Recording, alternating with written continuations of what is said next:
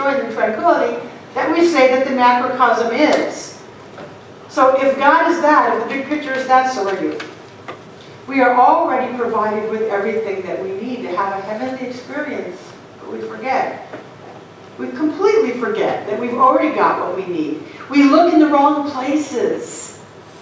Ernest Holmes says, heaven is lost merely for the lack of a perception of harmony. Heaven is lost merely for the lack of a perception of harmony. Okay, so he also says, Ernest Holmes talks about looking with spiritual eyes, or seeing as God sees. All right, if you have the image of God as the man, and Ernest Holmes tells you see as God sees, that's kind of weird. But if you have the idea of having spiritual eyes, am I looking out at the world from love, from peace, from joy, all those things that you yelled out? Am I looking with my spiritual eyes so that my perception of harmony is what I'm seeing?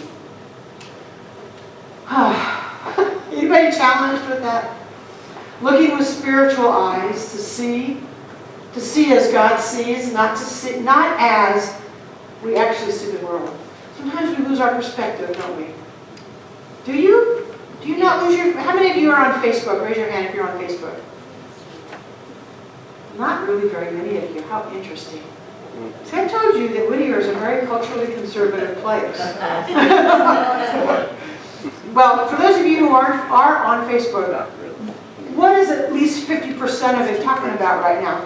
Politics. Politics and how bad it is.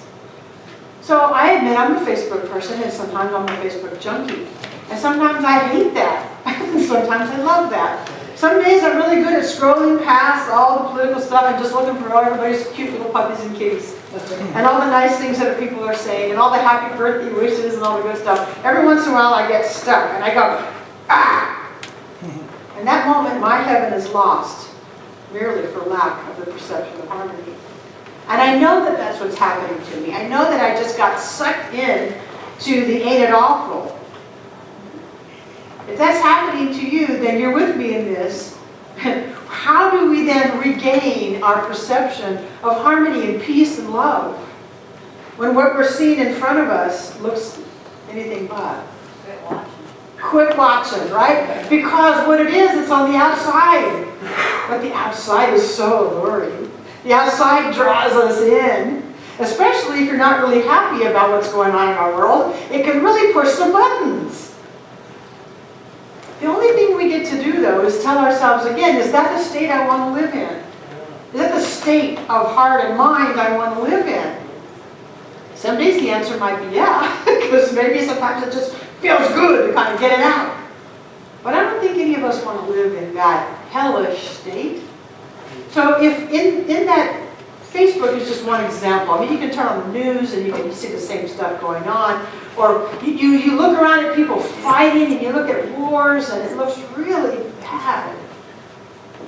The perception of harmony has to come from within us. The perception of heaven within us must come within us. And I'm aware how easy it is to get lost. And the only thing that any of us can do is to sit quietly again and say, what do I really believe about this spiritual universe? What is the macrocosm that I'm choosing to believe? The macrocosm, if you're not familiar with that word, it's talking about the big picture. When we look at the little picture, we look at the world of effects, it can get us stuck in a funk.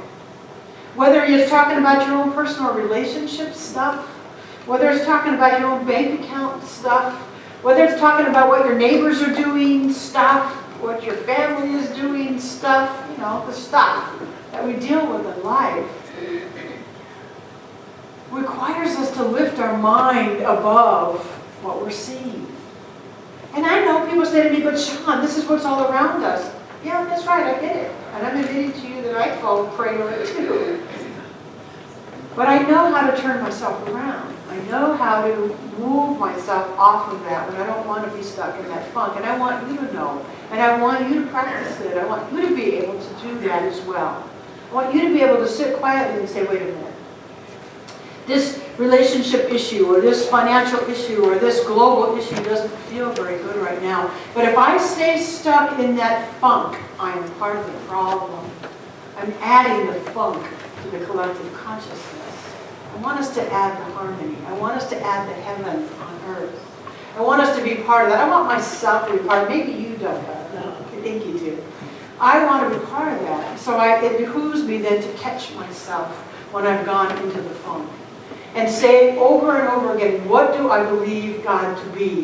What do I believe this spiritual life to be? And to literally lift my attention up. Now, it's not that God's not there, but it's the idea of getting out of the muck that seems to be in our world. Lift my mind up to something greater. Lift my mind up to some heavenly state. Not harps and clouds and angels, but the truth of love and peace and harmony as being right here where I am. We don't want to stay in that heaven is lost place merely for a lack of perception of harmony. We want to see with new eyes. Ernest Holmes says, the greatest good that can come to anyone is the forming within ourselves of an absolute certainty of who we are and of our relationship to the universe, a relationship to God, forever removing the sense of heaven as being outside of ourselves. Forever removing the sense of heaven as being out there somewhere. So the greatest good is that we spend time. He talks about it as an absolute certainty. Wow. Absolute certainty. That's a beautiful place to get to. It's something to strive for. But until we are at the absolute place, we can do one day at a time, one moment at a time, to recapture that feeling of the God qualities that we say, to recapture that feeling of heaven on earth. So that our intention is that we become a beneficial presence.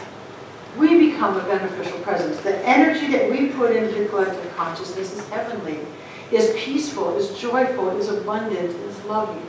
Rather than that yucky stuff coming at us. I want us to put the good stuff in. So we affect that. Don't you want to be a beneficial presence? I know you do. I know you do. And I know that we also get stuck in looking at the world of effects. And so it's really the same idea in our spiritual work every single day, is to remember the greater truth. And so A New Heaven and a New Earth was written by Jesus in the Bible. It was also written by Eckhart Tolle just a few years ago, more contemporary. The idea of bringing a sense of heaven to our earth, and he says the same thing, that it comes from inside. It comes from being in the now moment. It comes from focusing our attention where we want it right now and moving our attention off of what we don't want the minute we feel that. Ernest Holmes said it, Jesus said it, Eckhart Tolle said it, lots of people have said it. Where's my attention? Where's my focus? Oh, I just got caught, let me come back again and again and again. There's no magic, poof, and it's all done. It's a moment-by-moment set of decisions to be made. Sometimes we don't want that, but that's what it is. It's a moment-by-moment set of decisions. And that new earth that we say we want, that new earth that Gandhi talked about, it must be the change we wish to see in the world. That only comes about individual by individual by individual, and we are in this room. We are in this room, and we are in all the centers for spiritual living around the planet who are talking about the same concept over and over again. That we must be it. We will see that new earth. Maybe not in our lifetime, but we're planting seeds for future generations. We're planting the seeds of spiritual truth. We're learning to see with God eyes. We're learning to see that the consciousness in our mind, in our heart, the consciousness that we add to the whole is that of a God life. It seems daunting sometimes to imagine a new earth. It seems daunting to imagine the cessation of war, doesn't it? Oh my gosh. Don't even want to go into it. It seems difficult sometimes to imagine that world would stop, or that everybody would have enough to eat, or that even neighbors would quit fighting each other, or that you could quit fighting with your darn spouse, right? It seems sometimes like it's hard to imagine that, but imagine we must.